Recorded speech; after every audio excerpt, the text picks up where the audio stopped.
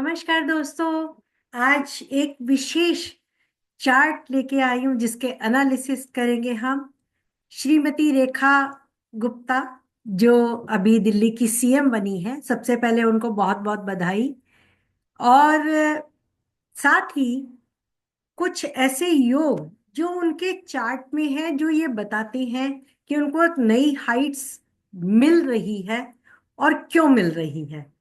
और इसके साथ हम देखेंगे कि उत्तम धन आदि योग या कुछ ऐसे योग जो कुंडलियों में होते हैं उसकी भी हम चर्चा करेंगे। पराशरी और फल दीपिका के अनुसार जो ऐसे योग हैं वो कुंडली में कैसे देखें उनको हम जानेंगे।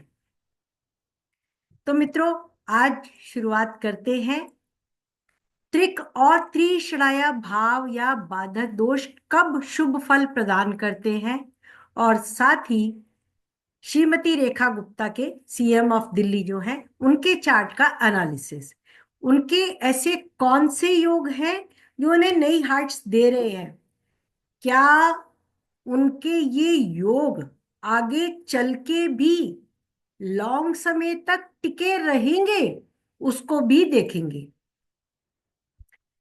सबसे पहले, यदि पाप ग्रह सूर्य मंगल शनि राहु केतु ये यदि त्रिशराया भाव में स्थित हो, त्रिशरा भाव 3 6 11 भाव में बैठे हो, तब ये हमेशा शुभ फल प्रदान करते हैं, क्योंकि ये यहाँ के स्वामी होकर या इन भावों में बैठकर ये उपचय भाव में बैठ जाते हैं। तीसरे भाव के स्वामी, छठे भाव के स्वामी या 11वें भाव में स्थित हो सूर्य मंगल शनि या राहु केतु, पाप ग्रह अशुभ भावों में स्थित होकर आपको इन उपचय भावों में अपने द्वारा दिए गए फल की वृद्धि करके व्यक्ति को उच्चता प्रदान करते हैं। लेकिन यदि कोई त्रिक के अलावा त्रिश्राया भाव का स्वामी भी हो तो वो सबसे अधिक पापी और अशुभ फल देने वाला ग्रह बन जाएगा। यानी छठे का भी स्वामी हो, 11वें का भी हो, 8वें का भी हो, तीसरे का भी हो, इस प्रकार से जो ग्रह होते हैं वो शुभ ग्रह भी अशुभ फल देने वाले बन जाते हैं। जैसे मेष लगन के लिए तीसरे और छठे भाव का स्वामी बुध, वृश्चिक लगन के लिए 8वें और 11वें भाव का स्वामी होकर बुध अधिक परेशान करता है, क्योंकि काल पुरुष की अष्टम राशि भी लगन में आ जाती है। वृश्चिक राशि काल पुरुष की, और उसका बिटर एनिमी अष्टम भाव में और 11वें भाव का स्वामी होकर अधिक पापी फल देने वाला अशुभ ग्रह बन जाता है। तुला और वृषभ लगन में बृहस्पति तीसरे छठे या 8वें 11वें भाव का स्वामी होता है। जो 8वें और 11वें भाव के स्वामी हैं वो अधिक अशुभता देते हैं। शुक्र के तुला लगन के लिए तीसरे छठे भाव के स्वामी होकर बृहस्पति, और वृषभ के लिए अष्टमेश और एकादशेश होकर गुरु। ये बृहस्पति के लग्नों में शुक्र और शुक्र के लग्नों में बृहस्पति अशुभ फल देते हैं, किंतु जब वो अष्टम के भी स्वामी होकर एकादश भाव में हो तब वो अशुभ फल अधिक प्रदान करते हैं। ये विपरीत राजयोग नहीं देते हैं। वृश्चिक के लग्नों के लिए, मंगल के लग्नों के लिए बुध, और बुध के लग्नों में मंगल त्रिक और त्रिशराया भाव के स्वामी बनते हैं, इसलिए वे अशुभ फल प्रदान करते हैं। और यदि वो अष्टमेश होकर बैठे हो त्रिक या त्रिशराया में, तब वो अधिक अशुभ फल प्रदान करते हैं। मीन लगन में शनि 10वें, शनि 11वें और 12वें भाव में, मकर राशि 11वें भाव की और 12वें भाव में उसकी कुंभ राशि होती है, तो शनि यहाँ पर मीन लगन के लिए अत्यंत अशुभ और पापी ग्रह बन जाता है। लेकिन यदि त्रिश्राया भाव के स्वामियों का आपस में राशि परिवर्तन हो या भाव परिवर्तन हो, तब वह प्रबल विपरीत राजयोग बनाते हैं और ये शुभ फल प्रदान करते हैं। अब आते हैं रेखा जी की कुंडली पर। तो उसके लिए उनके उत्तम धन आदि योग जो बने हुए हैं उसको सबसे पहले देखें। चंद्रमा से 12वें भाव में सूर्य हो या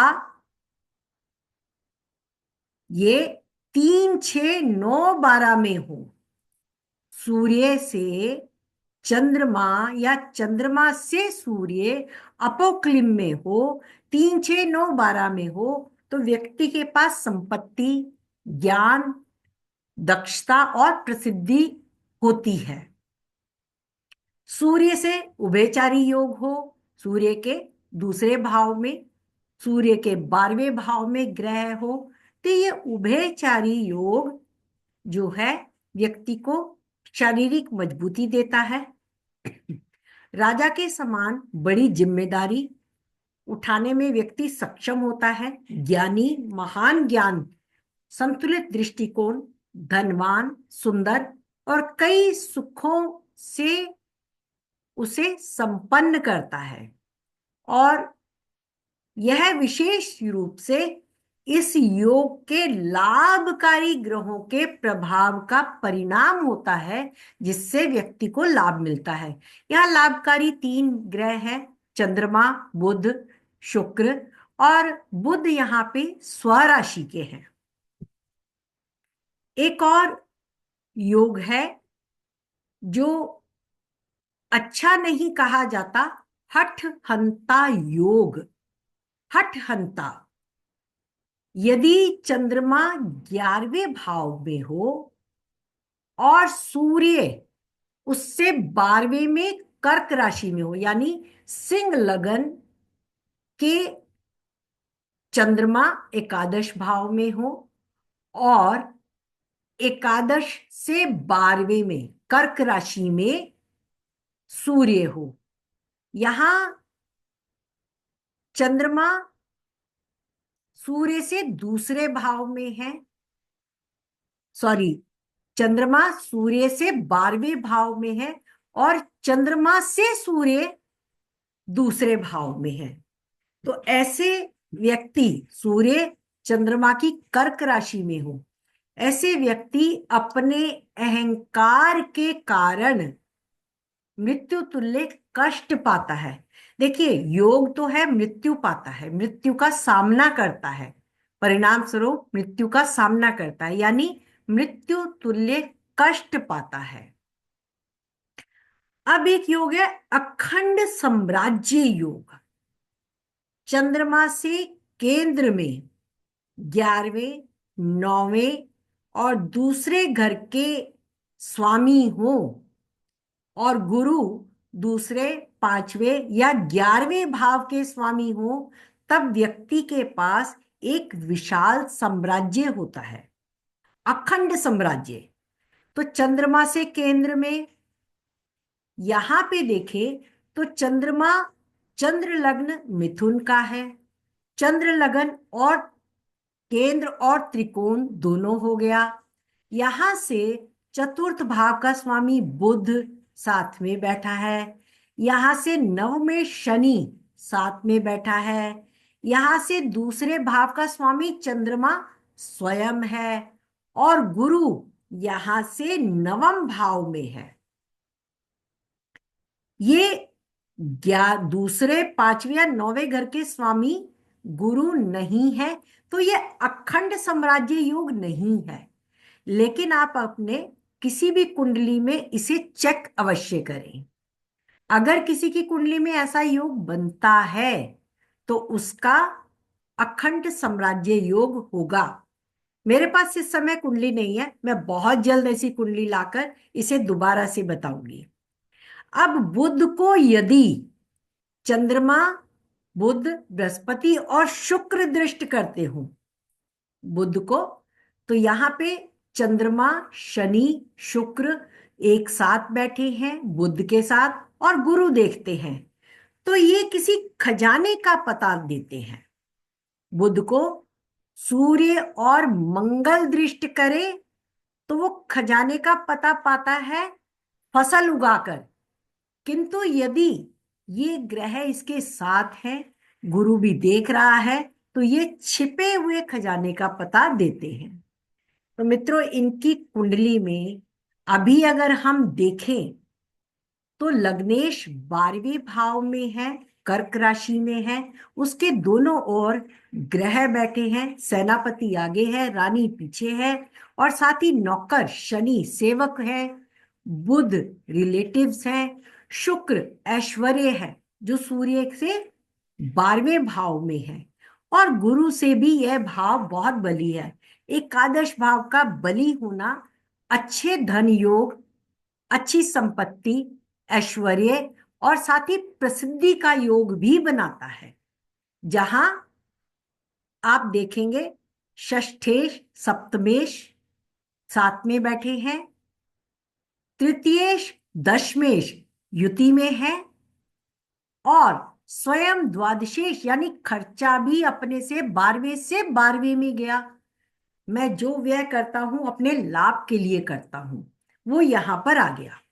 दशा केतु बुध अभी चल रही है इनकी, जो 30 अप्रैल 2025 तक चलेगी।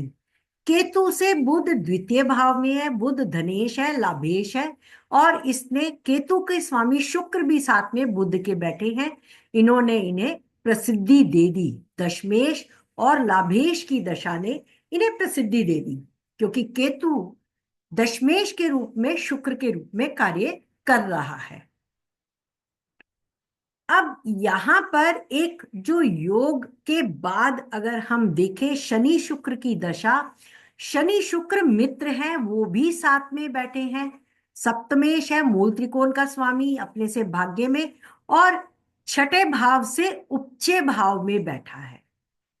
शुक्र यहां तीसरे भाव से 11वें भाव में उपचे भाव में बैठा है।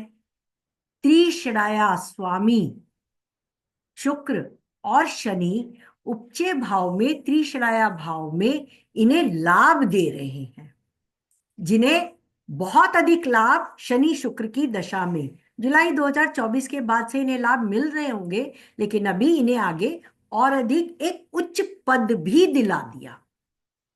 अब आगे की दशा शुक्र की दशा है, महादशा 30 अप्रैल 2025 से आरंभ हो रही है। मेरी चिंता इस बात से है, शुक्र दशमेश है, तृतीयेश है। ये एक पराशरी योग भी है, और श्री वीपी गोयल जी भी बहुत बार कहते हैं, दशम से तृतीय भाव के स्वामी की दशा आ जाए तो यह आपको काम काज से रिटायरमेंट दे देती है, चाहे बेटर के लिए चाहे चेंज के लिए। तो ये एक रिटायरमेंट देती है। अगर ये पहले कहीं काम कर रही हैं, उससे रिटायरमेंट दे रही हैं, या इनकी ये वाली कुर्सी जो इन्हें जॉब मिली है, नया काम मिला है जनता की सेवा का, सीएम बनने का, अनेक कार्य मिले हैं, क्या इनमें कोई लोचा आने वाला है? क्योंकि ये दशा 30 अप्रैल से 2025 से आरंभ हो रही है, और इनके मीन राशि में शनि का ट्रांजिट भी होने वाला है, जो दशम भाव को देखेगा, जहां केतु विराजमान है। केतु इन्हें एक जगह टिकने नहीं देते हैं, कभी भी एक जॉब में टिकने नहीं दिया होगा। अब इनकी योगिनी के अकॉर्डिंगली देखें तो योगिनी क्या कहती है? उल्का की दशा है, उसमें संकटा की दशा सितंबर 2025 से आरंभ होगी। यहां पे शुक्र में शुक्र अप्रैल 2025 से अगस्त 2028 तक है, और शनि की ढैया इसी दौरान मीन राशि में चलेगी। मीन से केतु को वो देखेंगे, और यहां उल्का की दशा जो शनि की है, यहां पे प्रोग्रेसिव लगना धनु राशि की है, यानी मघा नक्षत्र। मघा के स्वामी केतु दशम भाव में विराजमान है। ये पंचम से 6th हाउस की दशा है। 6th हाउस में केतु नक्षत्र स्वामी बैठे हैं।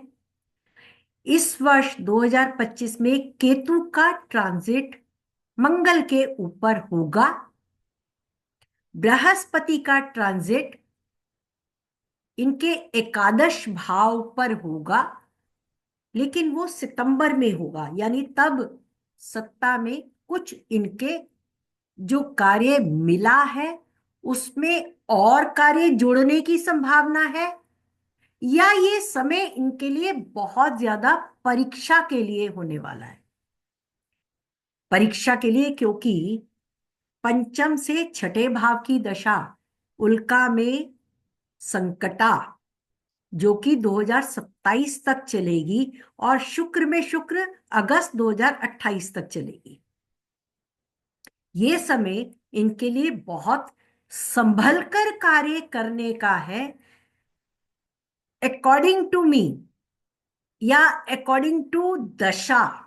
अकॉर्डिंग टू दशा इनके लिए यह वर्ष मार्च के बाद यहां बच गए तो शनि राहु यानी उल्का में संकटा की दशा सितंबर 2025 से जनवरी 2027 तक का टाइम एक कांटों की राह पर चलने वाला होगा। डबल ट्रांजिट पंचम भाव बहुत कुछ इन्हें सिखाएगा। पंचम भाव जनता का भाव है, सेवा का भाव है। यहां आपकी प्रजा, आपकी संतान, आपकी प्रजा बनती है, यानी दिल्ली के लोग इनकी संतान है। दिल्ली के वोटर्स यहां पर डबल ट्रांजिट में आने वाले हैं। उनके लिए उनको सेटिस्फाइड करना, उनके कार्य करना इनके लिए कांटों पे चलने के समान होगा, और ये दशा बहुत ज्यादा इनके लिए परीक्षा देने वाली आने वाली है। नेटल बृहस्पति इनके सैटर्न को देखेगा, और ट्रांजिट बृहस्पति शनि के ऊपर होगा, जो कि कामकाज में बहुत बड़ा बदलाव देता है। ये एक बहुत बड़े बदलाव का समय है इनके परिवार के लिए, इनके लाभ के लिए। यहां से बृहस्पति तीसरे भाव को भी देखेगा, और सप्तम भाव पद प्राप्ति अपोजिशन का भाव है, उस भाव को भी देखेगा। तो मित्रों, थैंक यू सो मच, आपने इतने ध्यान से मुझे सुना। इस चार्ट को आप में से कोई भी कुछ भी पूछना हो, कोई सवाल हो, आप मेरे से कर सकते हैं। मैं अपने अगले वीडियो में उसका आंसर देने की कोशिश करूंगी। Thank you so much. मेरे चैनल को सब्सक्राइब करें, लाइक करें, और आप क्या देखना पसंद करते हैं उसके लिए भी मुझे बताएं। मैं आपकी पसंद के वीडियो बनाकर आपके सामने लाऊंगी। Thank you so much.